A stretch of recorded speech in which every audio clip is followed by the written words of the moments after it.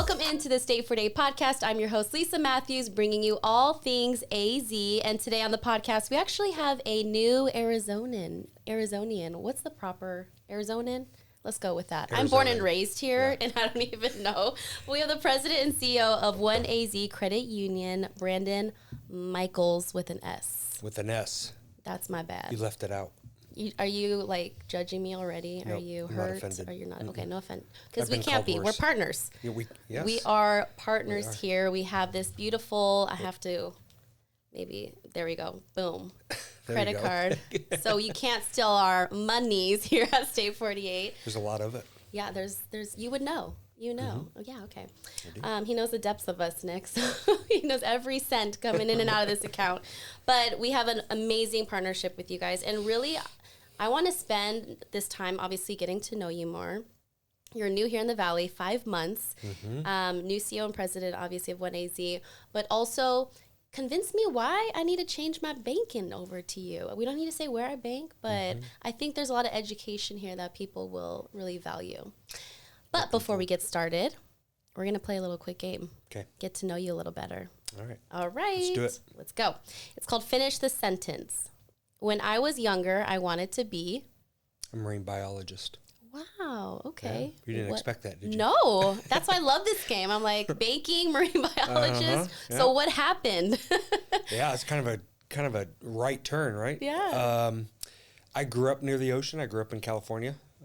And my mom, who was also a CEO of a credit union, Wow.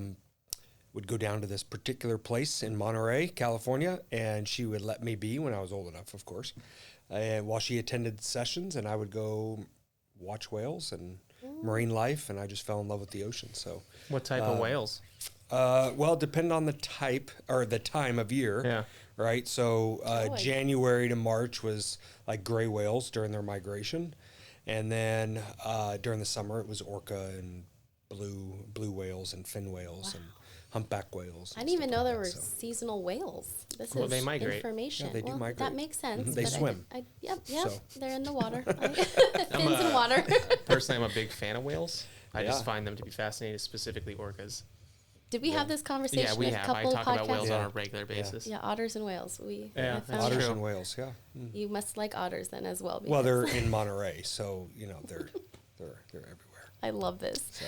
All right. The challenge is that you have to be. I mean, to make any money, you have to be out on the ocean for months and months and months, and So like to get the exact like footage and whatever. So it's. What would be your like dream job within all of? Because you could do filmmaking. You could go into the more scientific portion of it. Probably photography and Yes. filmmaking. Would you go into like a cage with sharks? Oh, of course. Have you? Yeah.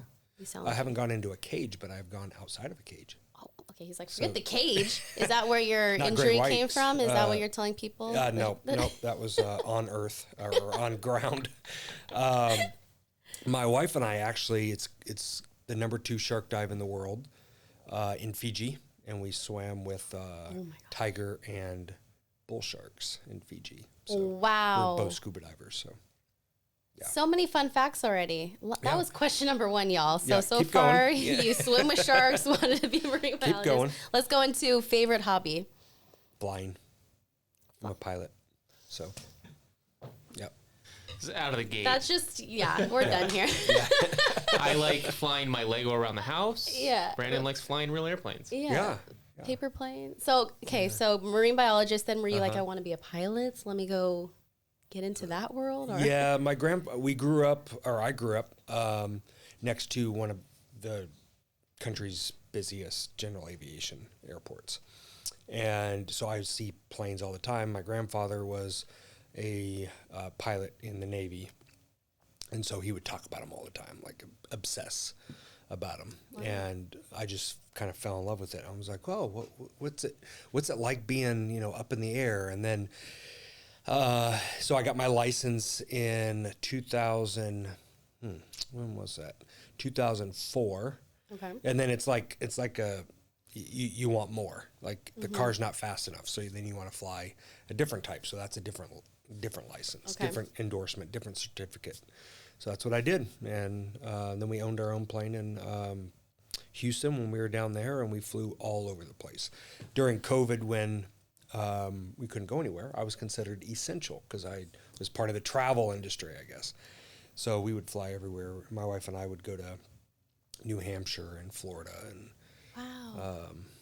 Yellowstone and all that kind of stuff. So crazy. Do you fly often now? I have not had the time to fly, since starting. I'm sure. But I hope to get to that point. That's insane. I always wonder, like, for pilots, I'm like that person, I get on the airplane, I'm like, blessing the airplane, blessing the pilot, like, let's all be safe here. I still, for me, it's such an unknown, but it's like riding a bike. Well, not a mountain bike for you. Not a mountain bike for me. But riding a bike for you, take off. Do you ever get, like, that nervousness or that feeling of, like, oh, I'm up in the air, I got some lives in my hands, you know what I mean? Especially when I have my wife and my kids, you know, I take it seriously, the responsibility that I have, you know, to be safe. And if you've ever driven with me, I don't fly like I drive. I'm I'm safe when I drive, but I take it very seriously. Checklists, you know, all those types of things. Wow. We're going to get more into this because that's amazing. All right. Well, you're just killing all these questions out. The next one is something that would surprise you about me. I think you've already surprised me enough, but throw in another. What else do you do? Surprised about me? That's interesting. I'm a pianist. On the free times, I like to play. Okay. Yeah. How long have you been doing that? Since I was like 5. Wow. But again, I don't have a lot of time at the moment because I'm doing this podcast. You have so many hobbies. You have so many hobbies. But yeah, I love music. I love going to the symphony. I love playing. I love doing all that. So that may be a surprise. You keep surprising me over here. Brandon Michaels with an S. Okay. Yes. My bad habit is biting my nails. Nervous habit or just like a nervous, anxious, you know, that sort of thing. Have you ever tried to stop? Oh, every day. It's like smoking. We need to stop today. Yeah, every day. I had that problem when I was younger. My dad found this weird nail polish that is bitter when you bite down. Have you tried that? I have. Okay, it the don't work. problem is it's bitter the first time, and then when you go back for a second, it's not bitter anymore because you just like... You cracked the code. Yeah. So. I love that. Last question, I think. I don't know if you have any more secrets here, but my secret talent is... I feel like the piano would be I don't know. Piano. I think flying a plane would be. Flying a plane. Yeah, you know. Just the Skydive? basics. Yeah. I have skydived. Not out of the plane I'm flying, but... Hey, that's good to know. You tie a couple of these things together. You're right. It could be really dangerous. Out of a plane, in some scuba gear, into some sharks. Yep. Yeah. I mean... Playing the piano. You film it. Obviously, you know, I think we got something. Right. This is a whole experience here. Sounds like a Nat Geo. I'm going to let you know right now, you can wear a State 48 shirt doing it. I will. Maybe OneAZ will fund it. I don't know. Maybe and you're going viral. You have a retail store next door. I might have to go check it out. Well, we did get you some goods so that you can rep your new state properly. So Sweet, I will. Through the journey of wanting to be a marine biologist to all the things that you have already done in your life, what led you here in Arizona as CEO and president of OneAZ? Yeah, so I mentioned my mom was going to these conferences down in Monterey, and she was the CEO of a credit union. And during the summer, I would be doing some odd jobs in the credit union. She would need help, or my grandma also was a CEO of a credit union. And wow, this is generational. Yeah, it's generational. My mom, she probably just didn't want me to work at her place because she was around me all the time. So she's like, here, go work at your grandma's credit union. So during my free time breaks, summer, that sort of stuff, I'd help my grandma. And I thought, God, this is boring. You know, filing loan documents, looking on microfiche, you know, all those types, the green screens that she would make it my job to push the Kirby vacuum around to, you know, to vacuum and then make sure all those monitors were off because the green screens, they burn into the, you know, monitor and they were expensive. I was like, there's no way. And generation stops right here. Grandma, mom, not going to me. So I went to school, was going to go to be marine biologist, switched it to finance, and became a bank examiner right out of school. I did a internship where I took a semester off of school, spent at the time, because it was January, I went all the way through summer, so it was about 9 months, and examined some banks. I liked it. I mean, it was cool. I got to learn a lot about the insides and of banking, and then I got picked up by the FDIC, went to Colorado, spent 3.5 years there, and you're on the road constantly.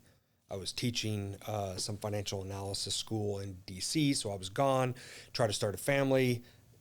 Doesn't work when you're not see your wife, when you don't see your wife because you're on the road all the time. Mm-hmm. So I looked and I looked and I looked. Loved Colorado, but there was nothing there. So I was talking to my mom one day and she said, well, why don't you go on this little website? And I found a small credit union that needed a CFO. And so I was like, well, I don't know if I want to go into that, again, but I'll try it because I want to get off the road. So went down to LA, was a CFO down there at a very small credit union, and then became really active in the industry, became really active on the CFO council and, the like. And then another organization picked me up that was a lot bigger. Mm-hmm. And so it was a chance to move from Southern to Northern California where all my family was. I was like, okay, cool. And then moved to Kansas City. Wow. Because I was commuting 3 hours a day in Northern California, which seemed okay at the time. When you're down in LA, it's a bigger credit union, whatever. But 3 hours a day is not fun. Yeah. And was the CFO at a credit union in Kansas City for 2 years. I think it was two and a half years, I guess. And the CEO retired, and I thought, well, at 29 years old, I'll put in for the CEO job. I mean, you miss 100% of the chances you don't take, right? Mm-hmm. So I got it, and I became a CEO when I was 30, almost 31. Wow. And was there for a while, and then I got picked up by another credit union, recruited a much larger credit union in Houston, was there for a couple of years, and then did some M&A work for a Fortune 500 company after I left Houston.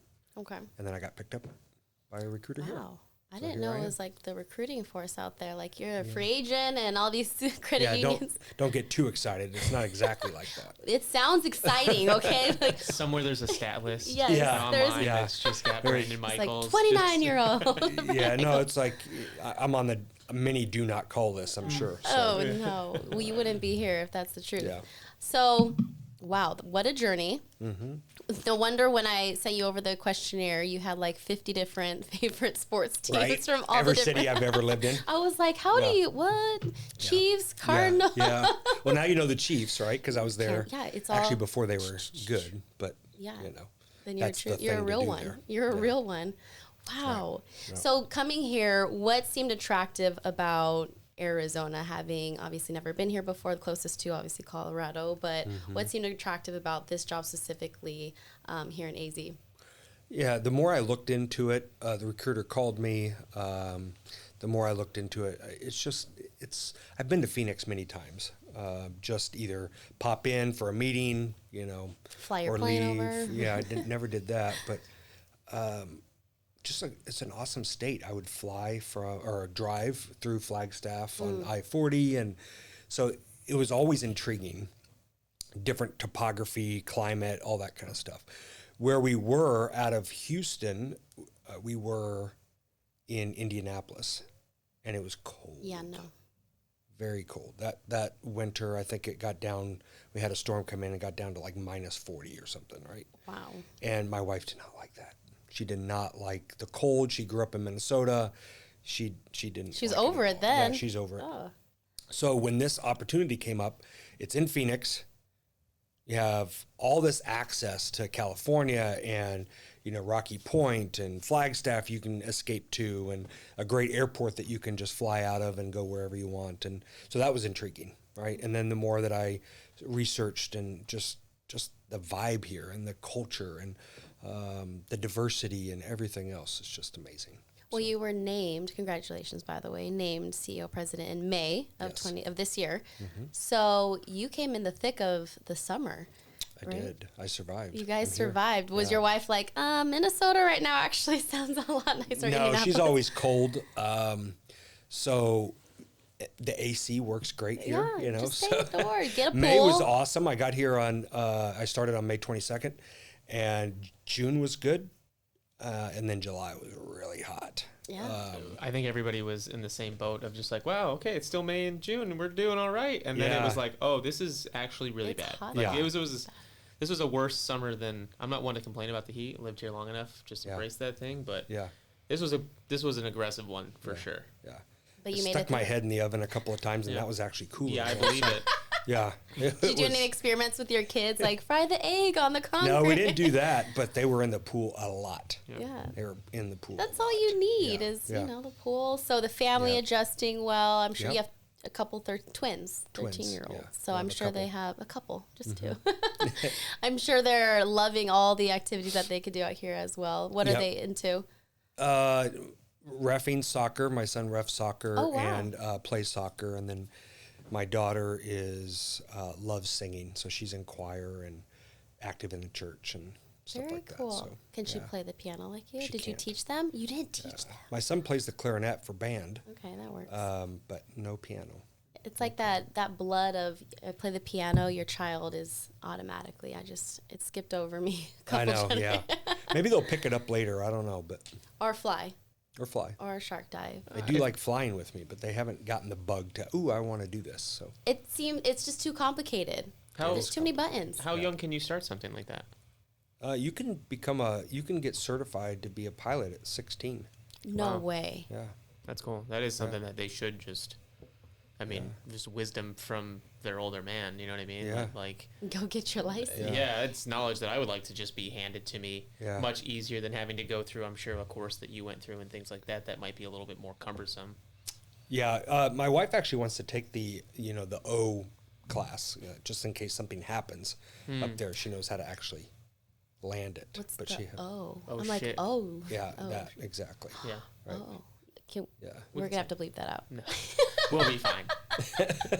Approved. Yeah. Approved. Nick Producer said it, I approves. didn't. Okay, yeah, he said it, not you. Yeah, You're so- the professional here. she wants to take that just in case, because the plane that we had up in Houston, I mean, I can go where the jets are, right? So it's, there's a lot that can go wrong down there. You're going through clouds and storms and whatever. So Okay, that makes me nervous. Thank God I just got off a flight last week. I was in the Bahamas, and the way back, turbulence always kills me. But what I do is I always but you look were in at the Bahamas. Yeah.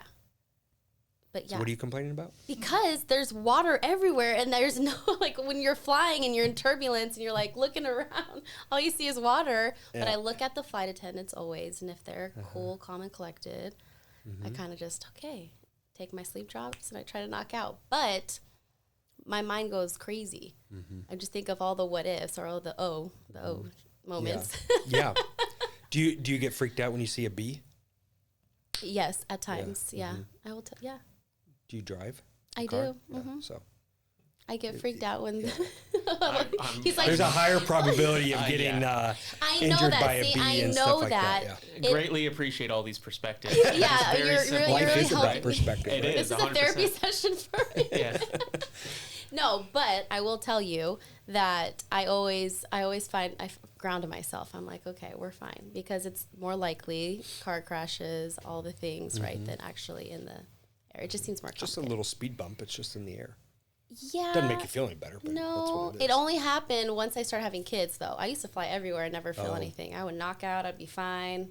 Wake Yeah. up 9 hours later, where am I? Totally cool. Once I started having kids, little Yeah. extra anxieties happen inside of me. I can't explain it. Yeah. Can Were really- you in Bahamas with your kids?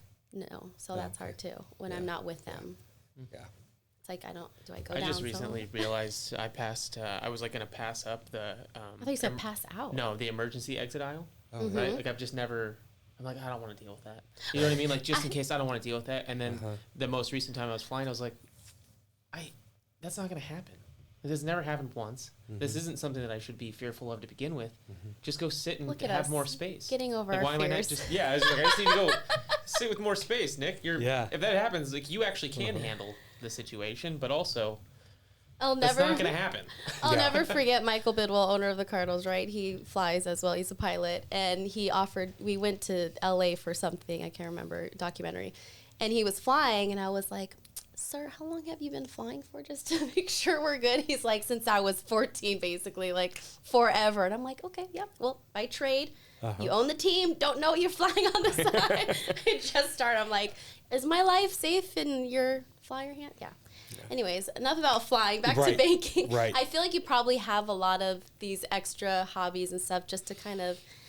Do you feel like that same? It gets you active. It kind of gets you outside of the day to day of what you have to do. Obviously, a huge job, a huge responsibility. In what you do. Yeah, I mean it's a decompress. Yeah. Decompress. You know, it allows you to get your mind off of work, off of family, off of chores, off of whatever, off of life, and just relax. Yeah. So what does your day-to-day look like in your fairly new position with OneAZ? But just day-to-day, what are you overseeing, controlling? Yeah, so, I get up early. How have some early? coffee, 5, something like 5 a.m. that. club. And read the news and, listen to a podcast or something like that. Work out, although there needs to be more of that. I'm just Can't fit everything in. Yeah, I know you can't fit everything in, and they say working out is a habit, and so is not working out is a habit, right? So I need to get better at that. There's always an email to answer or something, right? So I get up, work out, podcast, watch the news, listen to the news, read the news, that sort of stuff, and then get to work fairly early.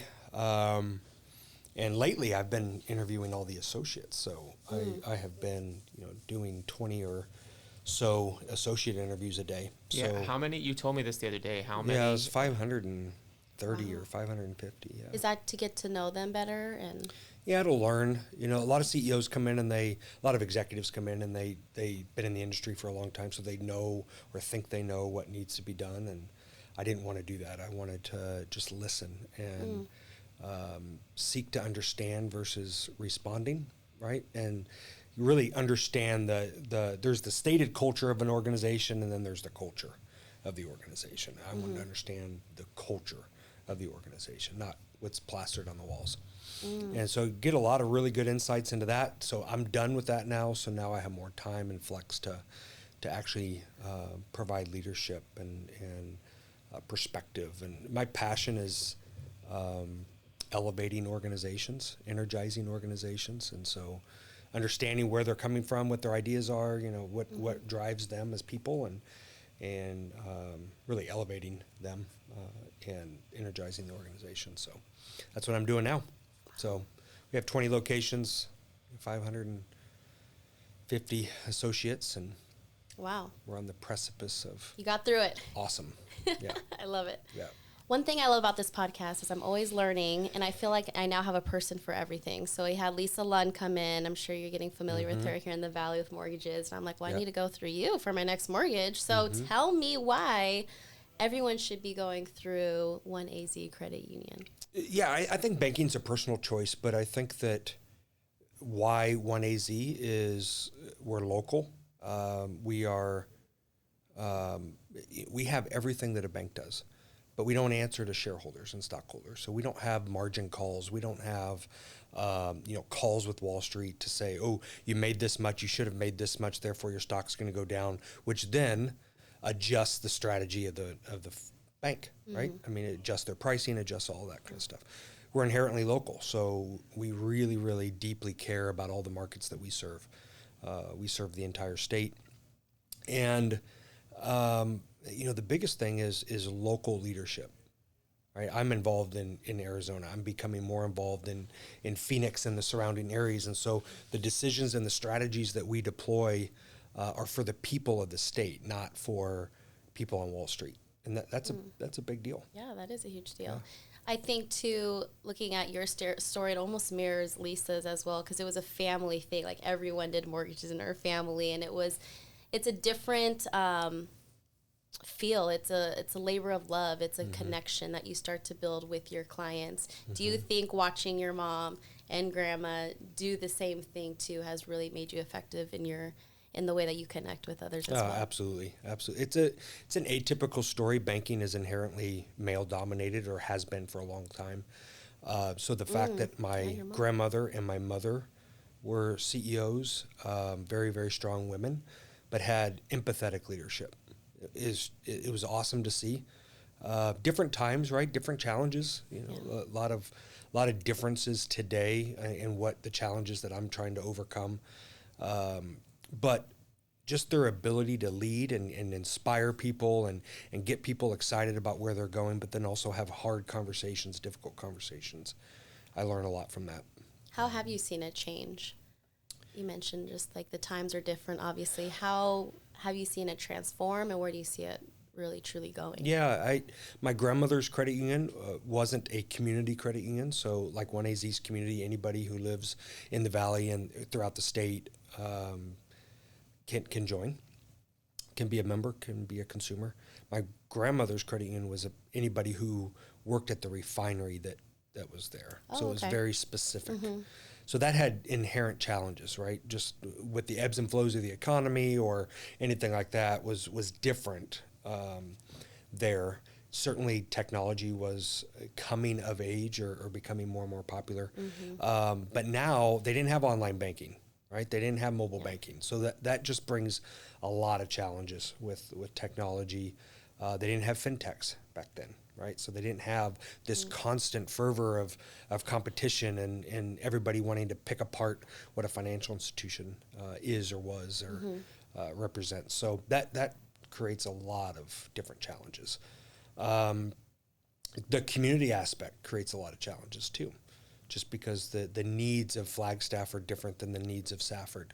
And so we want to make sure that we're being local and we're having local decisions, and they didn't have that. There was only one or two locations in their financial institution, their credit union. So all of that. That's So interesting. It's not just a local state. It's like local to your neighborhood type of feel. Right. Yeah. Right. Yep. That's awesome. And then much smaller organizations they were leading as well. So they didn't have 20 locations, 550 team members, that sort of thing. So that all brings different challenges.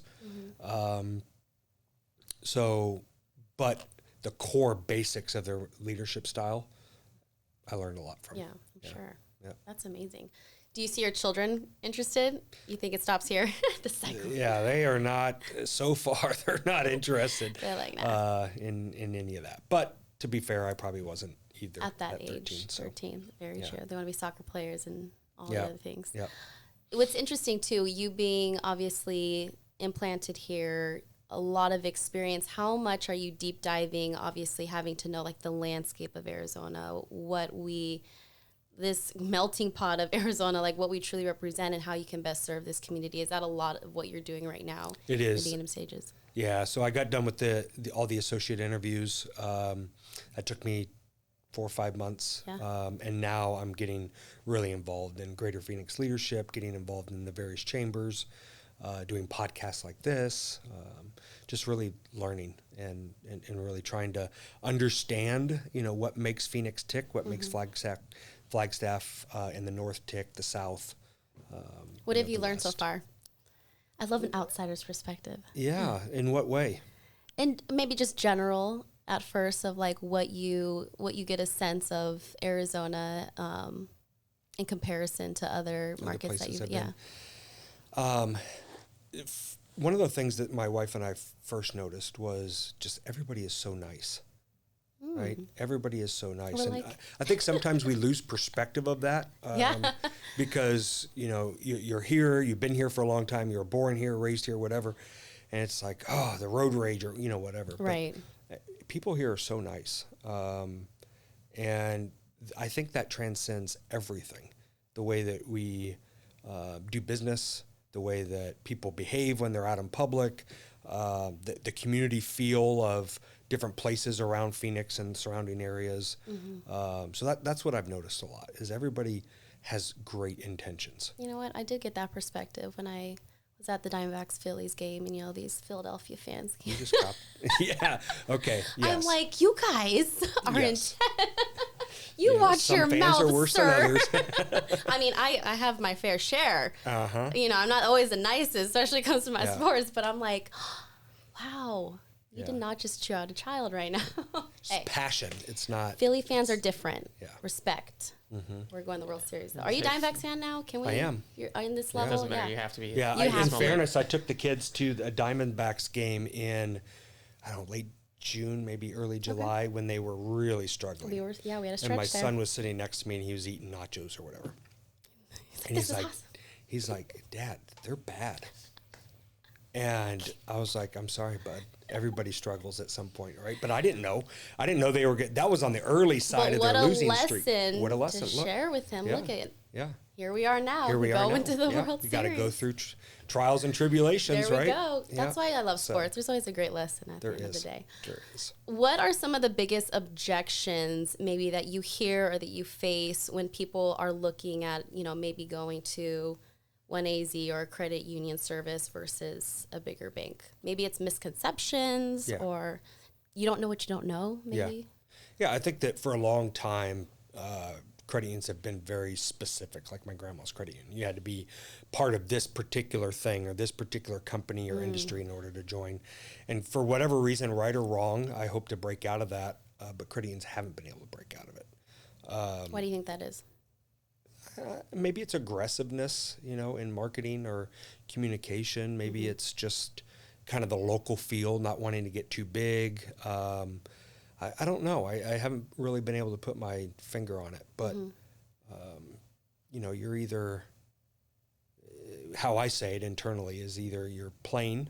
This is a great segue into Diamondbacks. You're either playing to participate or you're playing to win, Look at him. right? Yeah. So, and I like to play to win. I don't want to just come in every day and just do the same thing over and over again. So you have to have passion with purpose. You have to be a purpose-driven organization, which is what we're going for at OneAZ. But you also have to get the word out. And I think that we certainly do a good job with marketing and communications and everything else, but there's always opportunities to do more.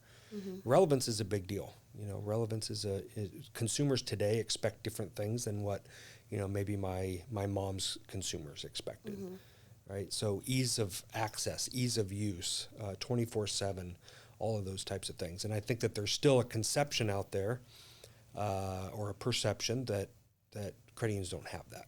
Reality is that we have everything that a financial institution does, or that a bank does. Yeah. I mean, even State 48. I mean, we do business banking, so Yeah. you know Yes, that's you do. Yes, we do. Perfect little Yeah. segue. Yeah. Yeah, I think awareness is a big part, which is so great to have you on the show because you learn. People listen to these podcasts and they get so much value and they learn, oh, you know what, I did have the perception that it was only for this sector of people or whatever, but now it's so broad and I feel like OneAZ really represents progressiveness. Is that a big, probably like keyword that you're trying to implement more so, or what are some areas that you are hoping to bring to OneAZ now with you at the helm? Yeah, so without telling you my whole vision yet, We have 15 more minutes. Let's go. you know, but I a lot of technology, and it's not just about more technology; it's about integrated technology. Okay. That what you do in the branch is seamless to what you do on mobile, which is seamless to what you do in social, you know, and that sort of thing. So really integrated technology. I mentioned passion with purpose. That's important to me.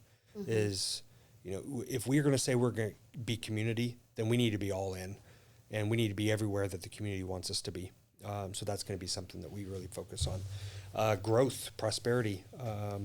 You know, I am trying to instill that our role as a financial institution is to help inspire dreams. Right? People have a fear of dreaming, and part of it's because they don't think that they can get there. They don't think that they're struggling to put food on the table, or you know, they're just making ends meet. And so, why do I dream about this thing over here, even though that's a passion of mine? That's what I want to do. They don't do it because they have to talk about and think about today. That's so real. Yeah. So what I want to do is I want to be an organization that inspires people to dream.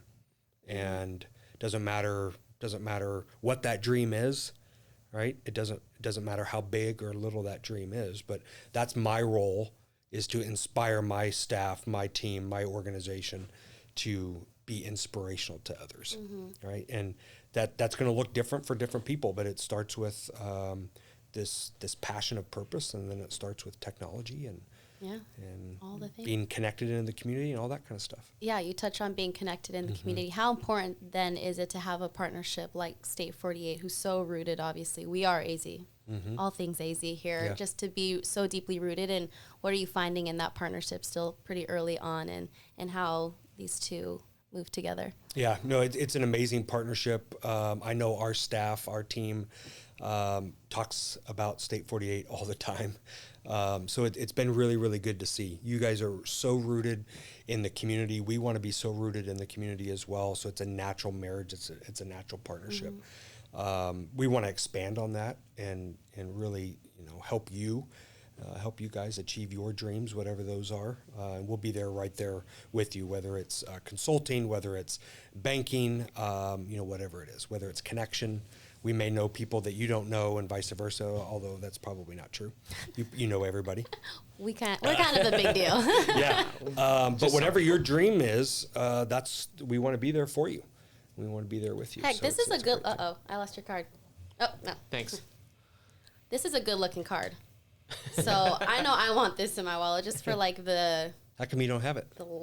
You're convincing me. I think I'm gonna walk out of here and you got a new customer. It's You're relatively good. easy. Yeah. It is. And again, Brandon, thank you. I know we just had an event with you guys at our Gilbert location on Friday, where you guys just kind of offered $48 to all of our customers. Very cool.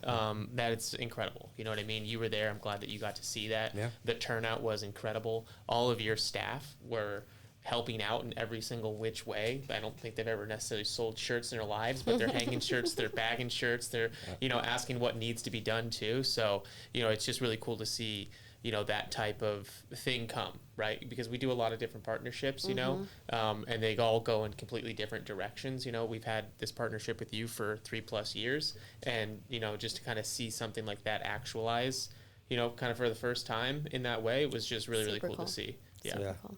And now you got some more gear when you walk in the office. Yeah, I'm Show it looking off. forward to it. Looking Brag forward about to it. Yeah.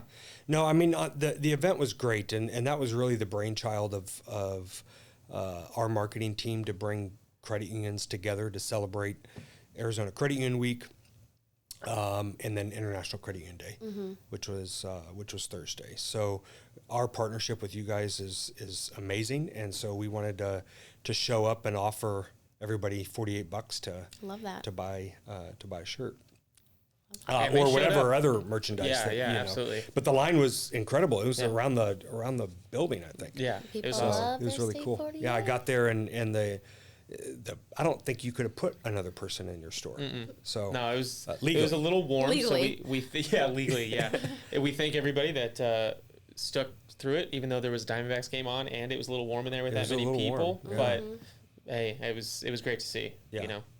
Yeah, and you guys designed the shirts that we wore as well, and and just kind of giving you a sense of what my style is of course we want to be in a partnership where you win, we win, everything else, but it did not say OneAZ plastered across the shirt, right? It said State 48, and that's what we're all about. Right? We didn't give $48 so that they can turn it in for a better loan. We gave $48 to support you guys, and that's really what we're about. That's so awesome.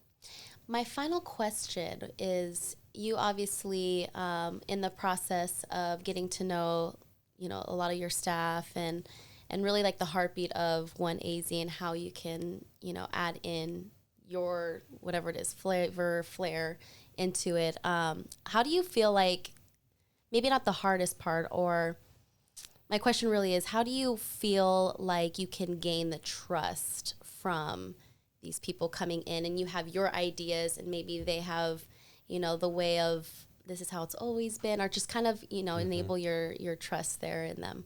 Yeah, I think the first step was talking to all the associates. Many of them have never talked to the CEO before, whether it's my predecessor or any other place that they've worked. They've never they'd never been in the CEO's office, or they never had the opportunity to Zoom with the CEO one-on-one. So that, and I asked everybody the same questions, and that really went a long way in letting them know that I'm going to listen, and I'm not just doing it and nothing's going to happen. So a lot of my ideas and perspectives about where we're going to go as an organization came from them. Yeah. Right? And that's what I wanted to do, is not come in and say, we're going to be all about this.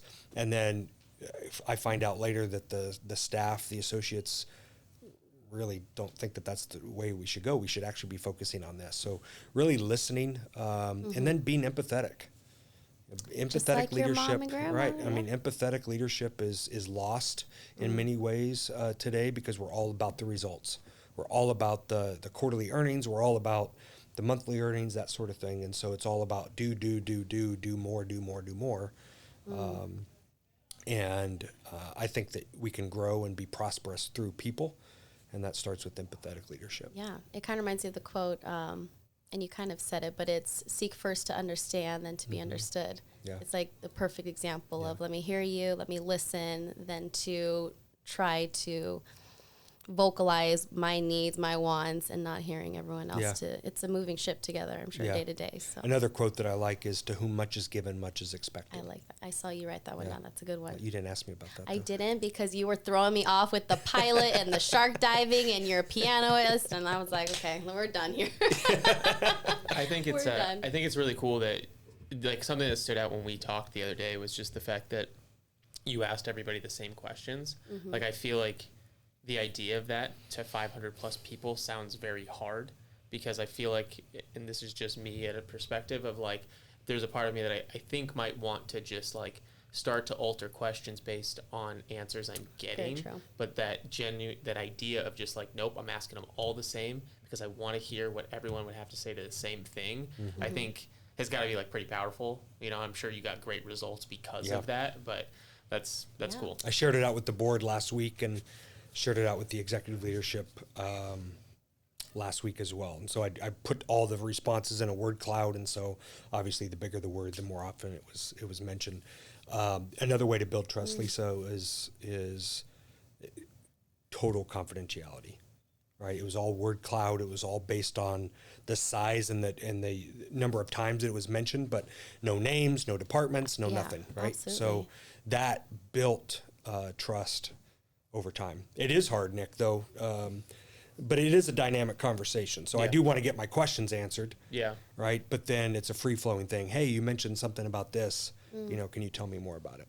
Yeah. Wow. That's awesome. Yeah. That's amazing. Well, we're excited to see what you do here. You got a new client in me. Thank you. I'm going to get my car. Can I just take your car for now?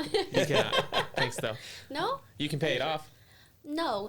We'll see you next week on the Stay Pretty podcast. Thanks for joining, everyone. Thank you so much for being here. It was a pleasure. Awesome. Pleasure.